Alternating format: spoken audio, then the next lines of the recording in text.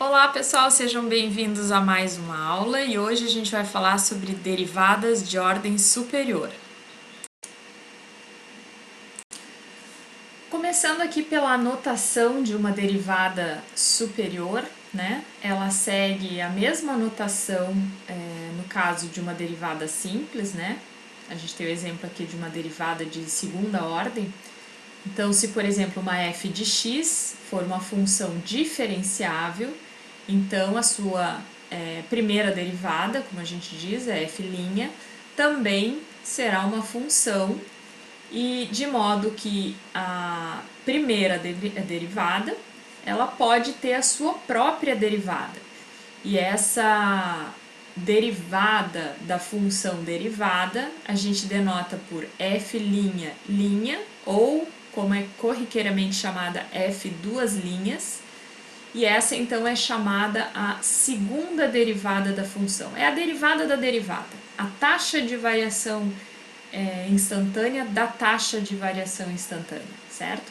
Então a notação comum, né, que vocês devem encontrar em livros de cálculo, é essa daqui, a derivada da primeira derivada, ou simplesmente, como está à direita aqui, a segunda derivada de y em relação a x. Então vejamos um exemplo usando a definição, né, aquela definição de derivada por limite. No caso, para essas duas funções aqui, eu tenho a função original, a minha f de x, a primitiva, x ao cubo menos x, e eu tenho aqui a primeira derivada dessa função, 3x² menos 2. A gente vai ver em aulas mais para frente que existem regras que podem ser usadas para a derivação de funções. Então a gente não vai precisar sempre usar a definição, ou seja, o limite para cálculo dessas derivadas. Mas como a gente ainda não entrou nesse assunto sobre regras de derivação, vamos ainda usar o limite para calcular a segunda derivada dessa função, dessa f de x. Então, no caso, estendendo aquele conceito, né, de derivada utilizando o limite, a gente pode calcular então essa segunda derivada, f duas linhas de x, como sendo a derivada da minha primeira derivada. No caso, se a gente substituir então a primeira derivada, f' de x, naquela equação do limite, né, a gente então chega na segunda derivada. Então a segunda derivada nada mais é do que o limite da minha f' em x mais h, menos a f' de x, isso dividido por h, quando h tende a zero. O que eu estou calculando aqui? Na verdade, eu estou calculando aquela inclinação da reta tangente, agora não mais a curva f de x, mas sim na curva f' de x, na curva da primeira derivada. Então, se a gente substituir, a gente conhece a função primeira derivada. Se substituirmos aqui nesse limite, então o que vai acontecer? F' de x mais h, a gente substitui x mais h nessa equação e a gente tem esse termo, então, 3, que multiplica x mais h ao quadrado menos 1, menos a f' de x, que é 3x ao quadrado menos 1.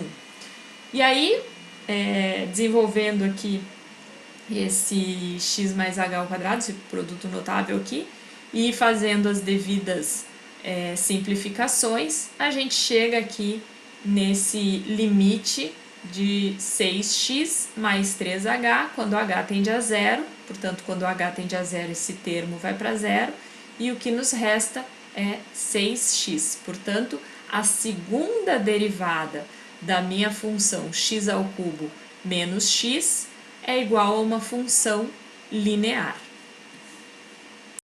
Então, pessoal, vamos dar uma olhada nessas curvas do exemplo. Então, em verde a gente tem a f de x, que é uma função cúbica, x ao cubo menos x.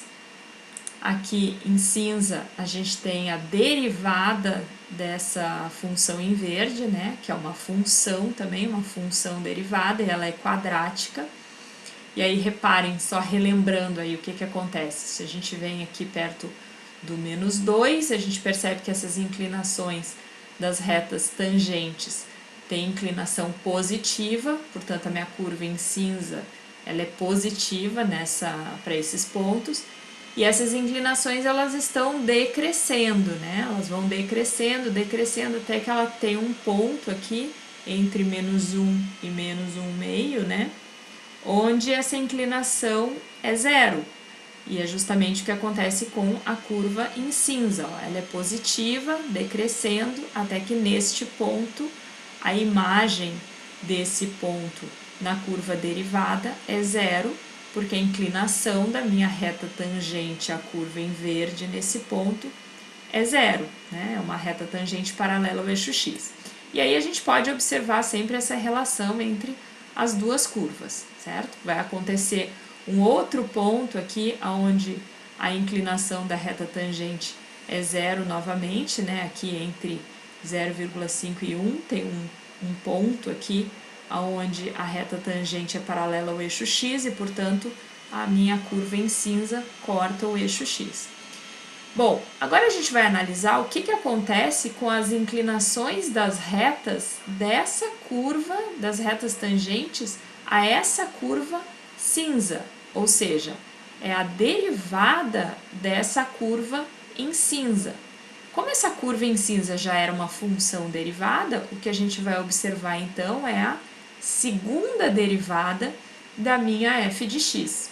Então eu vou apagar aqui para não dar muita confusão, vou esconder a minha f de x, vou ficar só com a minha função em cinza, que é a minha f' de x, e a gente vai observar agora a derivada dessa função, dessa f' de x, ou seja, a segunda derivada, que é, no caso, essa reta roxa aqui. A gente calculou, né, pela definição no slide passado, onde essa função, essa segunda derivada era uma função linear, e a gente vai ver por quê. Então, a gente tem aqui a primeira derivada, reparem que na primeira derivada, para esses pontos aqui, próximos aqui de menos 1,5, as inclinações das retas tangentes são todas negativas. À medida que eu me aproximo do zero, elas crescem, né? A inclinação da reta tangente ela aumenta, é sempre negativa, mas ela está aumentando, aumentando, aumentando, até que chega aqui no ponto x igual a zero, a gente tem uma reta tangente paralela ao eixo x, ou seja, um ponto onde a derivada é zero. E isso justamente é o que aparece então nessa minha reta em roxo.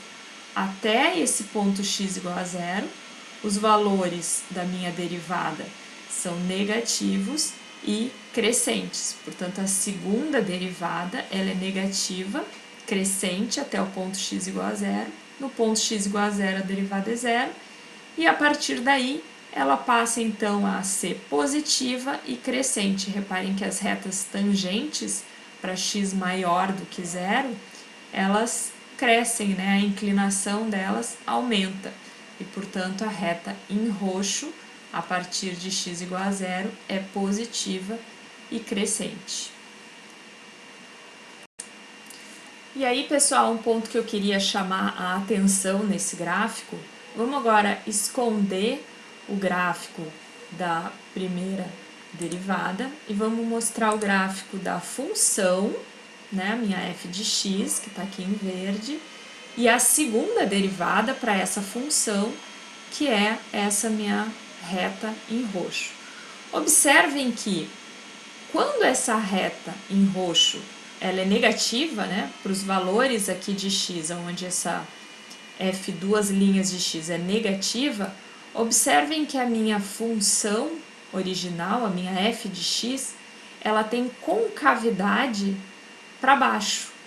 Ó, observem que de menos infinito aqui até o zero, a minha função em verde, a f de x, ela tem uma concavidade para baixo, ela é côncava para baixo. A partir do zero, reparem que a concavidade muda, a concavidade passa a ser para cima. a gente chama de concavidade positiva aqui para cima. E observem que a segunda derivada dessa função, ela é toda positiva para esses pontos onde a curva é côncava para cima. Então isso não é uma coincidência, isso sempre vai acontecer. Quando a gente tiver uma curva côncava para baixo, a gente vai ver que a segunda derivada da função, ela é negativa. Quando a gente tiver concavidade para cima, a gente vai ver que a segunda derivada nesses pontos da função é positiva. Assim como a gente viu que no caso da primeira derivada, né, mostrando agora o gráfico da f de x e da primeira derivada. Reparem que nos pontos onde a primeira derivada é positiva, onde essa curva em cinza está acima do eixo x, ela é positiva. Então, reparem que para esses pontos aqui, a minha f de x é crescente, né? Então, a minha função f de x é crescente, onde a derivada é positiva. E reparem que a partir aqui desse ponto, que está um pouquinho acima de... esse ponto aqui deve ser o que? Esse ponto? 0 menos 0,57, né? Mais ou menos isso, esse ponto aqui. Então, esse ponto aqui, a partir desse ponto, reparem que a minha derivada, a minha função derivada está abaixo do eixo x. Então, a minha derivada é negativa. E, não por coincidência, né? Mas a gente vai ver que isso sempre acontece, ó. A minha f de x a partir desse ponto, ela é decrescente, certo? Conclusão, resumindo, quando a gente tiver derivada positiva, nesses pontos onde a derivada é positiva, a minha função, a minha f de x é crescente. Onde eu tiver derivada negativa, a minha f de x é decrescente. E em relação à segunda derivada, voltando aqui para o gráfico da segunda derivada, onde a função tem concavidade para baixo, a minha segunda derivada é negativa. Onde a concavidade for para cima, a segunda derivada é positiva. A gente vai voltar a falar sobre esse assunto quando a gente tratar de máximos e mínimos de funções. E o exemplo físico mais comum para primeira e segunda derivada é aquele exemplo típico que a gente vê lá nas aulas de física, que é quando a gente tem uma função que descreve o deslocamento de um corpo. Quando a gente tem uma função que descreve o deslocamento de um corpo, a primeira derivada dessa função vai descrever o quê? Vai descrever a taxa de variação do deslocamento desse corpo, que nada mais é do que a velocidade, certo? Então, a velocidade, a função velocidade, nada mais é do que a derivada de uma função deslocamento ou uma função posição de um objeto que se move em uma reta. Já no caso, se a gente fizer agora a taxa de variação dessa velocidade, se a gente calcular a taxa de variação instantânea dessa velocidade, o que a gente vai obter é a aceleração do corpo. E aí, nesse caso, a gente tem a primeira derivada da função velocidade, ou seja, a gente tem a segunda derivada da função deslocamento, certo? Então, eu posso escrever a aceleração como sendo a primeira derivada da função velocidade ou a segunda derivada da função posição ou função deslocamento do corpo. Ainda eu posso escrever isso naquela notação de Leibniz, né, usando o operador da derivada segunda da função deslocamento em relação ao tempo, né? Nesse caso, a minha variável independente é o tempo. E esse processo, então, pode continuar. A gente pode obter as derivadas de ordem superiores a partir da derivação dessas ordens inferiores. Então, por exemplo, a primeira derivada a gente obtém a partir da derivada da f de x, A segunda derivada a gente obtém derivando a primeira derivada. A terceira derivada a gente vai obter derivando a segunda derivada.